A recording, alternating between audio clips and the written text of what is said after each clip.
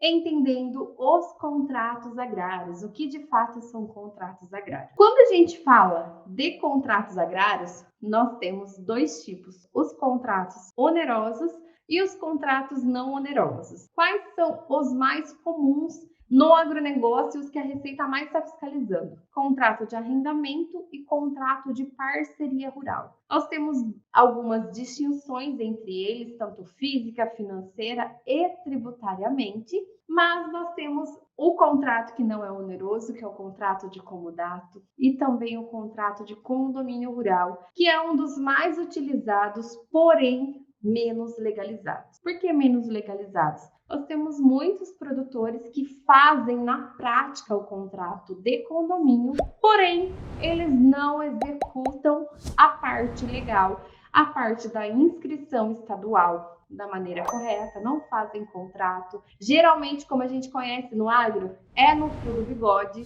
Então, realmente, são um dos contratos que a gente mais precisa regularizar dentro do agronegócio. Arrendamento, se a gente fosse tratar a parte financeira, a parte tributária e também parte física, ele é bem parecido com o contrato de aluguel. Assim como nós temos no urbano os contratos de aluguéis, nós temos os proprietários de comércio, proprietários de casa, que começam a alugar, né? Eles fazem o aluguel da sua casa ou do seu comércio no urbano. Nós temos no agronegócio, na área rural, os arrendamentos. É praticamente a mesma coisa. Arrendamento e aluguel. Inclusive, a tributação se dá da mesma maneira. Mesmo campo que eu preencho o aluguel dentro da declaração de imposto de renda da pessoa física, é o campo que eu vou preencher sobre arrendamento rural. Então, gente, não tem de onde fugir a parte da tributação. Se você que é produtor rural e quer legalizar, quer lançar como despesa, porque o arrendamento é uma despesa dedutível da sua atividade rural, você precisa estar em conversa direta com o proprietário da terra para que ele também declare da maneira correta. Ambos podem ser chamados para questionamento. O arrendamento, ele é o quê? Como que funciona a parte física e financeira? É estipulado no contrato, lá quando é feito o acordo entre o proprietário e o produtor rural. Lembra das nossas duas pessoas muito importantes do contrato, proprietário e produtor rural. Eles acordam entre si um valor por hectare, por ano, por trimestre, por semestre. Então, pela cessão da terra, o proprietário tem a terra, vai ceder para o produtor rural que vai explorar a atividade rural o seu imóvel e em contrapartida, em contraprestação, ele vai receber um valor fixo pré-estipulado nessa data de assinatura do contrato. Fisicamente, não há transição de produtos. Tem até muitos produtores que fixam o valor do arrendamento em produto, porém, lá na época que ele vai pagar, ele estipula, né, o valor da saca de soja, por exemplo, naquela data, e ele transfere o valor referente àquela quantidade de sacas de soja por hectare, porém naquela data. Independente do que acontecer com a atividade rural do produtor que está explorando, ele vai receber esse valor fixo pré-estipulado. Ou seja, o proprietário da terra, independente do que acontece com o produtor, ele vai receber o valor que ele foi acordado e ele não participa dos riscos daquela atividade. Muitos proprietários preferem dessa maneira porque realmente não participa do risco. O contrato de parceria, que é um dos mais utilizados, nós temos o arrendamento e a parceria. Antigamente era muito mais comum você ver arrendamento, hoje a parceria também já está ganhando uma grande parcela do mercado, e é onde a Receita está detectando muitas parcerias, descaracterizando parceria por dois aspectos muito importantes. Fisicamente, a parceria nós temos o proprietário de um lado e o produtor rural de outro.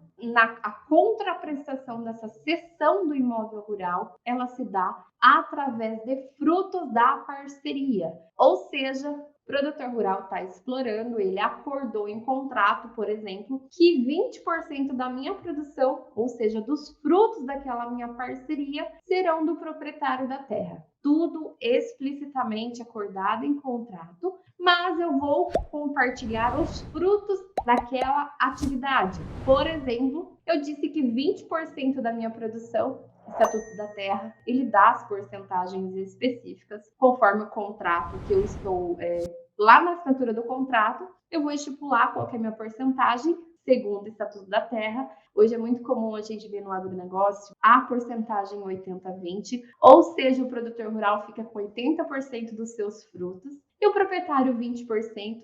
Nessa prestação, né, nesse tipo de contrato, o proprietário da terra entra somente com a terra nua. Especificamente, ele vai dar a terra para o produtor produzir. Ele não entra com maquinário, não entra com casas, não entra com produto, não entra com nada. E o proprietário e o produtor rural vai explorar a atividade rural. O que acontece neste caso? A parceria agrícola, ela tem que ser dividida realmente os frutos daquela atividade. Por exemplo, se o produtor rural ele perder a lavoura, acontecer uma frustração de safra, acontecer alguma coisa, que esse produtor rural ou ele vai produzir menos, ou ele recebe menos, né? Então, ele produziu, ele perdeu um pedaço da safra dele. Neste caso, o que acontece com o proprietário daquela terra? Ele também vai receber menos, visto que eles estão compartilhando os frutos e os riscos do negócio. É aí que está onde muitos proprietários não querem fazer a parceria na prática, né? Então, até escrevem lá no contrato, sendo contrato de parceria.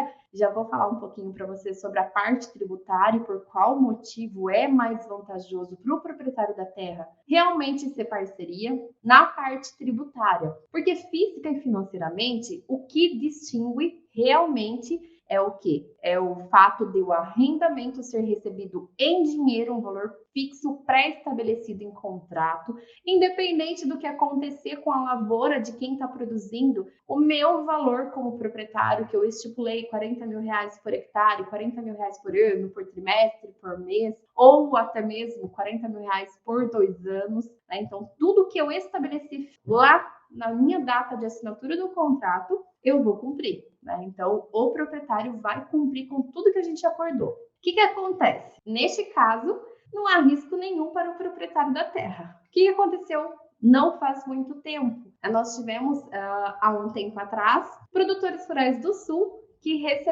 acabaram perdendo, devido à falta de chuva, acabaram perdendo sua lavoura. Nesse caso, para os proprietários que tinham contratos de parceria, acabaram recebendo menos frutos, visto que na parceria nós temos a distribuição de frutos e riscos. Se no caso, ele teve uma frustração de safra e recebeu menos, nesse caso, o proprietário também recebeu menos. Então, a grande diferença no quesito risco é exatamente isso. Se eu fiz um contrato de arrendamento, eu, proprietário, não tenho risco nenhum, independente do que acontecer, o produtor foi lá, plantou, não produziu nada, eu, como quem estou arrendando a terra, recebo 100%. Em contrapartida, na parceria, se houver a frustração de safra ou até mesmo a diminuição da produtividade, eu vou receber a minha porcentagem em cima do que ele produziu e o que ele efetivamente colheu.